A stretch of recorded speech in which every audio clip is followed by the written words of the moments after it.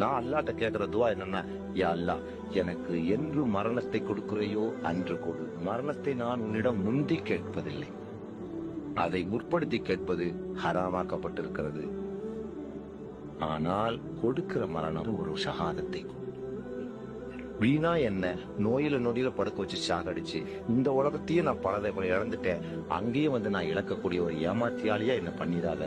என் அத்தா அம்மா எல்லாம் கூட உனக்காக திறந்து வந்துட்டேன், அவங்க வஃபா தண்ணி தான் போய் பார்த்தேன். சொத்து சுகத்தையெல்லாம் கூட உனக்காக இழந்து கொண்டிருக்கிறேன், இன்னும் இழந்து கொண்டிருப்பேன். என் இளமையை கூட எனக்காக கழிக்காமல் உனக்காக கழித்து கொண்டிருக்கிறேன். உன்கிட்ட நான் கேட்கறது சுகத்தை கொடுன்னு கேட்கல, மாறாக சிரமங்களையே கொடு, சிலுவையே கொடு, சித்திர வதையே கொடு, சிறையே கொடு, தூக்கே கொடு என்று கேட்கிறேன். உன்னிடம் நான் சுகத்தை கேட்கவில்லை.